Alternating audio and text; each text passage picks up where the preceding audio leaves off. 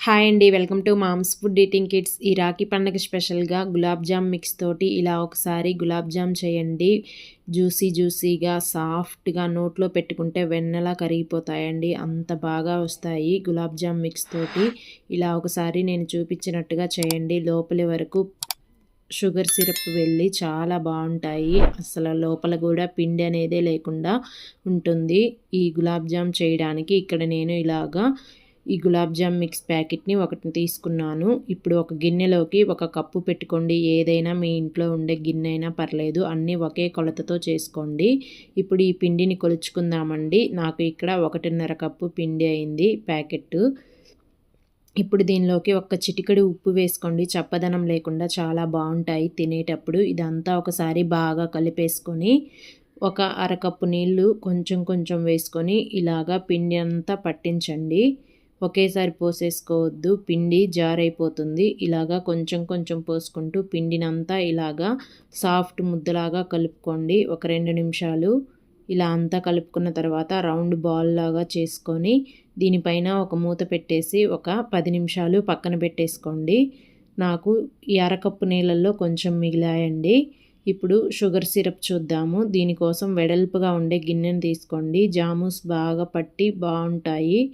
ఇప్పుడు దీనిలోకి 2.5 కప్పుల పంచదార వేసుకోండి. కరెక్ట్‌గా సరిపోతుంది. 3 కప్పులు వేయొద్దు, మరీ ఎక్కువ రుచిగా ఉంటుంది.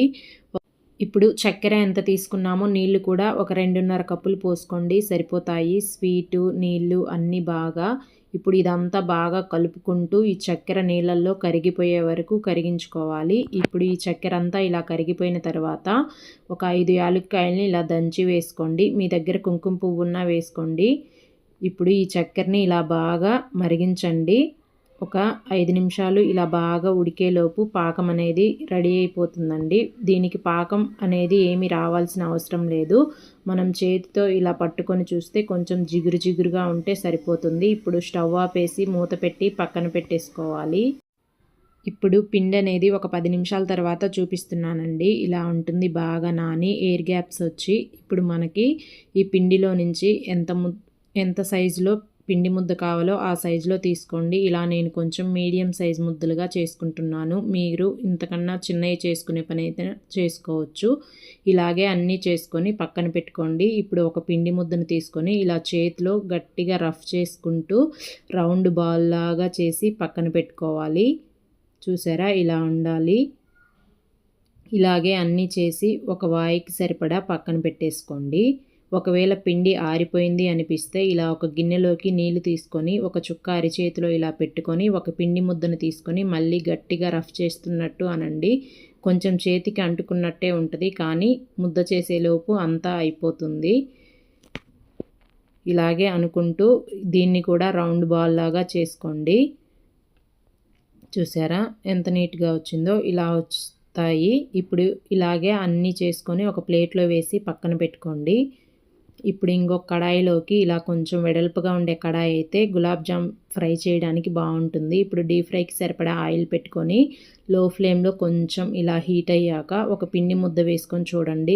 చిన్న బబుల్స్ ఇలా వచ్చేటప్పుడు మనం తయారు చేసి పెట్టుకున్న గులాబ్ జామ్ బాల్స్ అన్నిటినీ ఇలా నిదానంగా ఆయిల్లో వేసుకోండి. ఎన్ని పడతాయో ఫ్రీగా వేగేటట్టు వేయించుకోవాలి. ఎక్కువ వేసేయొద్దు. ఇప్పుడు వీటంతటివే కొంచెం పైకి తేలుతాయి. అప్పటి వరకు కదపొద్దు. ఇప్పుడు ఇలా కొంచెం పైకి తేలిన తర్వాత ఒక స్పూన్ తోటి నిదానంగా 2 వైపులకి తిప్పుకుంటూ మంచి రంగు వచ్చే వరకు కాల్చుకోవాలి. ఇదంతా మీడియం టు సిమ్ ఫ్లేమ్లోనే జరగాలండి. హై ఫ్లేమ్లో పెడితే పైన రంగు వచ్చేస్తాయి, లోపల పిండిగా ఉంటాయి. ఇలాగా మంచి రంగు వచ్చిన తర్వాత వీటిని తీసి మనం ముందుగా ప్రిపేర్ చేసి పెట్టుకున్న పంచదార పాకంలో వేసుకోవాలండి. పాకం అనేది గోరువెచ్చగా ఉండాలి. అప్పుడే జామూసు పాకాన్ని బాగా పీల్చుకుంటాయి. ఒకవేళ చల్లగా అయిపోతే మళ్ళీ స్టవ్ మీద పెట్టి గోరువెచ్చగా అయ్యే వరకు ఉంచుకోండి. ఇప్పుడు వీటిని ఇలాగా ఒక 2 నిమిషాలు స్పూన్తో కలిపేసుకొని మూత పెట్టి పక్కన పెట్టేసుకోండి. ఇలాగే రెండోసారి వేయించుకునేటప్పుడు స్టవ్ ఆపేసి ఒక 2 నిమిషాలు అయిన తర్వాత మళ్ళీ ఆయిల్ టెంపరేచర్ అనేది ఇలా రావాలండి. అప్పుడే గులాబ్ జామున్స్ లోపలి వరకు వేగుతాయి బాగా. ఇప్పుడు వీటిని కూడా ఇలా మంచి రంగు వచ్చే వరకు వేయించుకొని పంచదార పాకంలో వేసి ఒక 2 గంటల పాటు వదిలేయండి. అంతేనండి, ఎంతో simple and tasty gulab jamuns ready అయిపోతాయి. 2 గంటల తర్వాత ఇలాగా పాకాన్నంతా పీల్చుకొని జ్యూసీగా తయారవుతాయి. ఇలా ఒకసారి మీరు ట్రై చేయండి. చాలా బాగా చేస్తారు. ఫస్ట్ టైం చేసినా నచ్చితే ఒక లైక్ చేసి నా ఛానల్ని సబ్స్క్రైబ్ చేసుకొని సపోర్ట్ చేయండి. Thanks for watching.